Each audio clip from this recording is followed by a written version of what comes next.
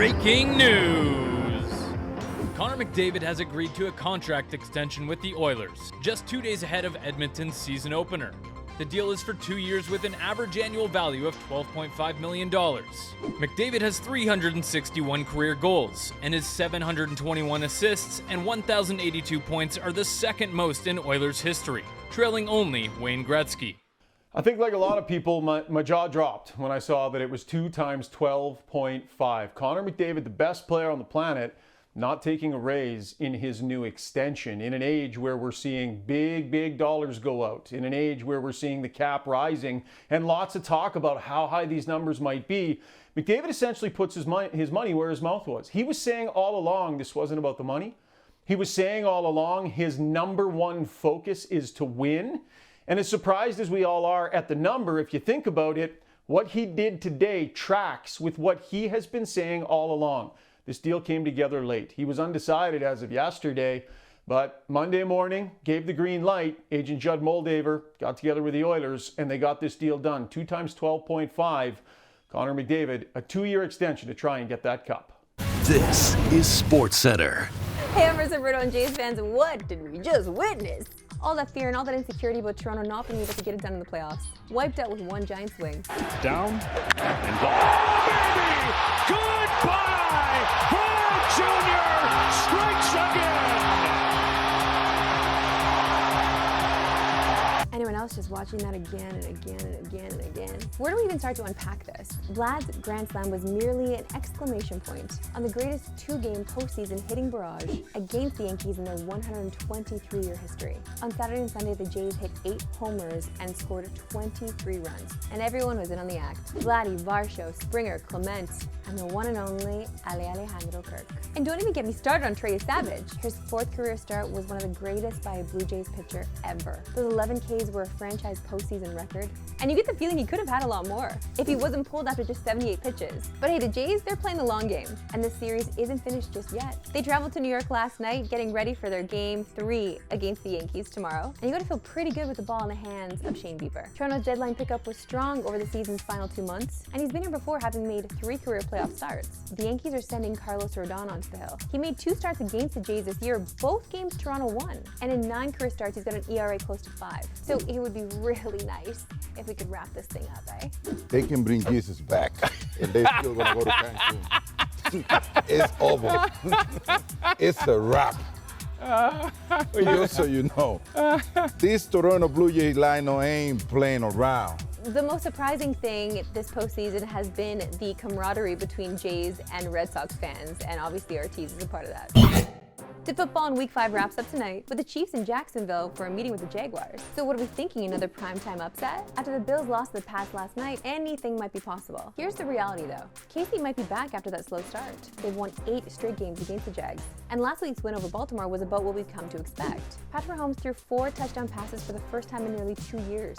And that came after throwing 3 for the first 3 weeks combined. And to make matters worse for Jacksonville, the Chiefs are 8-2 on Monday nights under Mahomes. The Jags D is no joke though. They lead the NFL with 13 takeaways this season, which is 4 more than they had all of last year. And they don't just force turnovers, they get after you. Josh Hines-Allen came into this week 7th in the NFL with 21 QB pressures, and you can bet he'll be eager to get after Mahomes tonight. So which unit wins out? The Chiefs under Mahomes, or the Jags with their sudden dominant defense? FanDuel has Casey as a slight favorite, but you get the feeling that this one could swing in either direction. You can catch tonight's games with the Chiefs and Jags tonight on TSN. Kickoff is at 8:15 Eastern, 5:15 Pacific.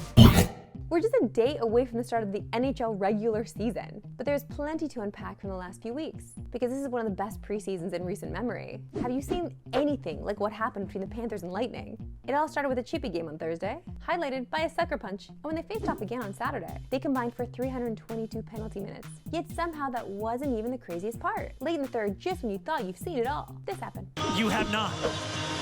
Nico Mikkola is going off the ice. They have taken a goal off the board for the Panthers.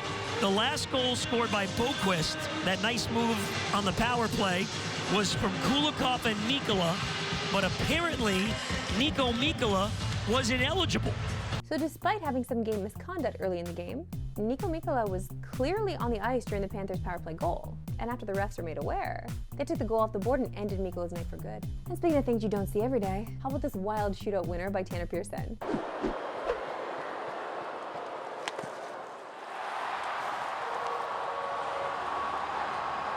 The preseason also had some sick uniform drops. First it was the Wild bringing back these beauties, and a day later the Sharks followed suit, reviving their classic threads from the late 90s. And now we're getting one more throwback from Colorado. The Avs social media team dropped photos of these helmets, looking kind of like the Quebec Nordiques, don't you think? And keep in mind this is the 30th anniversary of the team moving to Colorado, and they did bust out these Nordiques-inspired threads a few years ago. So you think the Avs are getting at something here?